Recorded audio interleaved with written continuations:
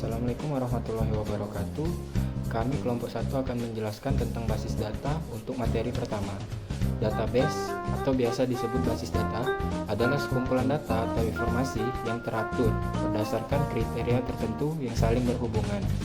Database merupakan salah satu komponen yang penting dalam suatu informasi karena berfungsi sebagai satu basis penyediaan informasi bagi pemustakaannya itu sendiri. Menurut Haryanto menjelaskan bahwa database adalah kumpulan file-file yang saling berelasi yang ditunjukkan dengan kata kunci atau key dari tiap file yang ada.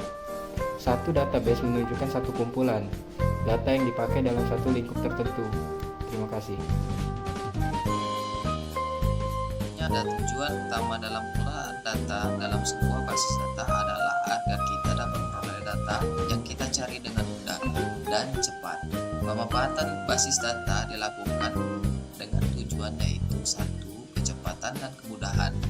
Pemanfaatan database memungkinkan kita dapat menyimpan data atau melakukan perubahan dan menampilkan kembali data tersebut dengan cepat dan mudah daripada menyimpan data secara manual. 2. Ada efisiensi ruang penyimpanan. Dengan database, penggunaan ruang penyimpanan data dapat dilakukan karena kita dapat melakukan penekanan dalam jumlah pengulangan data dengan menerapkan jumlah pengemudian. Yang ketiga adalah akurasi.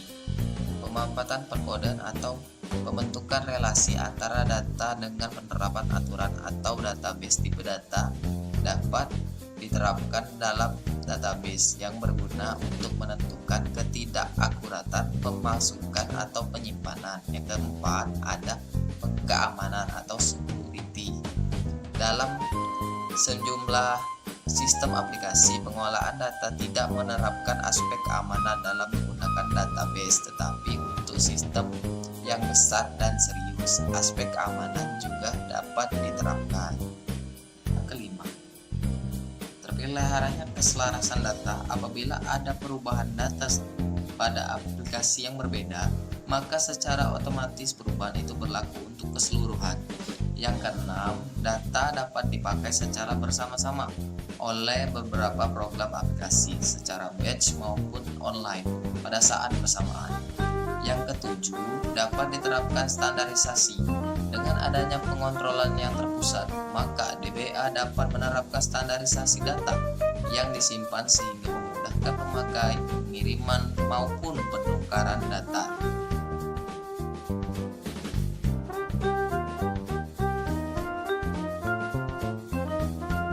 Kelemahan dari basis data yang pertama itu lebih mahal, yang mana sistem basis data membutuhkan sumber daya yang tinggi karena untuk melakukan perawatannya dilakukan secara berkala.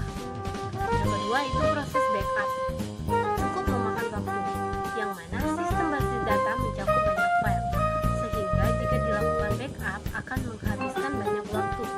Yang ketiga, bila ada yang akses tidak benar, kerusakan dapat terjadi. Artinya, kesalahan dalam mengakses bisa menyebabkan berbagai masalah, terutama oleh sembarang pengguna. Yang terakhir itu sistem lebih rumit, sehingga memerlukan orang yang ahli.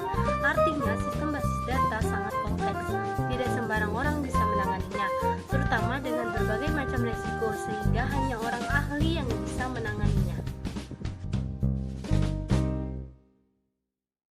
Baiklah, saya akan menjelaskan materi selanjutnya yaitu mengenai keuntungan basis data.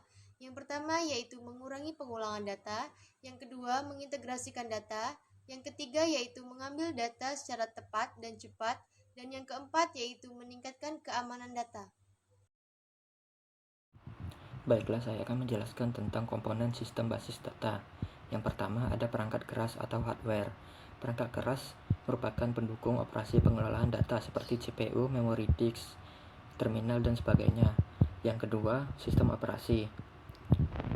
Sistem operasi merupakan program yang mengaktifkan, memfungsikan sistem komputer, pengendalian seluruh sumber daya, dan melakukan sumber operasi dalam komputer. Yang ketiga ada basis data. Basis data dapat memiliki beberapa basis data. Setiap basis data memiliki input berisi atau memiliki sejumlah objek basis data seperti file atau tabel. Manajemen sistem. Pengelolaan basis data secara fisik tidak dilakukan oleh pemakai secara langsung, tetapi ditangani oleh sebuah perangkat lunak yang disebut DBMS, yang menentukan bagaimana data tersimpan dan diubah dan diambil kembali.